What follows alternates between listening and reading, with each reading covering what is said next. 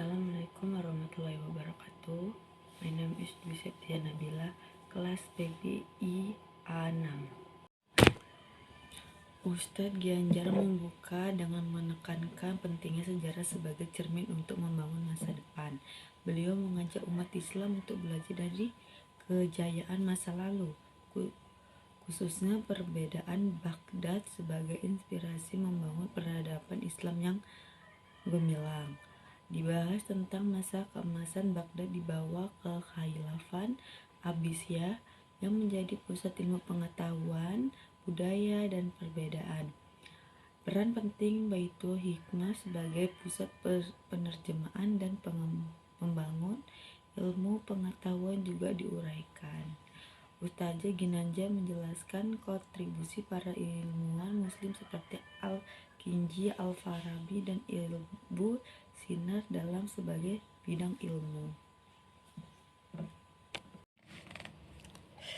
Beliau menekankan bahwa kemajuan ini didukung oleh semangat ilmuwan dan keterbukaan terhadap ilmu dari berbagai peradaban.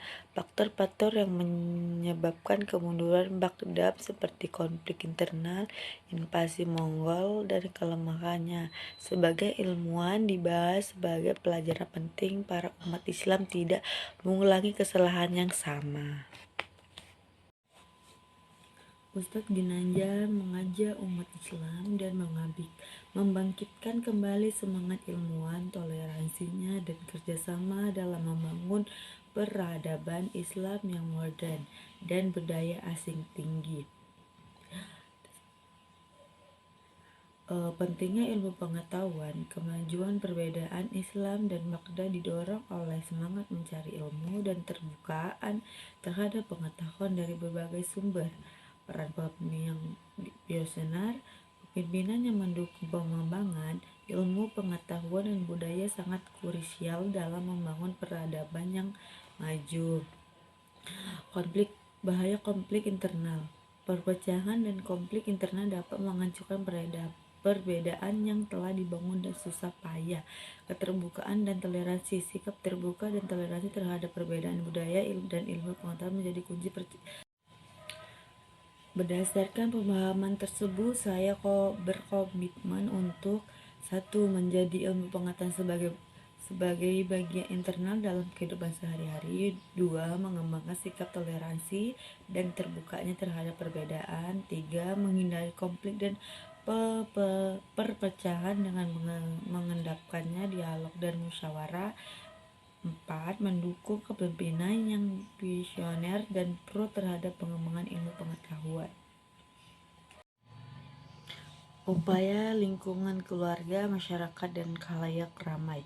Di lingkungan keluarga menjadi 2, yaitu mendorong anggota keluarga untuk terus belajar dan mencari ilmu, membangun budaya diskusi, dan membaca di rumah. Upaya lingkungan keluarga, masyarakat, dan khalayak ramai. Di lingkungan keluarga menjadi 2, yaitu mendorong anggota keluarga untuk terus belajar dan mencari ilmu, membangun budaya diskusi, dan membaca di rumah. Di masyarakat juga terbagi menjadi 2, yaitu 1. Mengadakan kajian atau diskusi ilmiah yang terbuka dalam umum, dan 2. Mendorong generasi muda untuk aktif dalam kegiatan yang membagikan ilmu pengetahuan dan budaya. Dan di kalangan ramai juga terbagi 2, yaitu 1. Menggunakan media sosial untuk menyebarkan informasi dan edukasi dan inspirasi. Yang nomor 2, berpartisipasi dalam kegiatan sosial yang mendukung pembangun ilmu pengetahuan dan toleransi antar budaya. Terima kasih.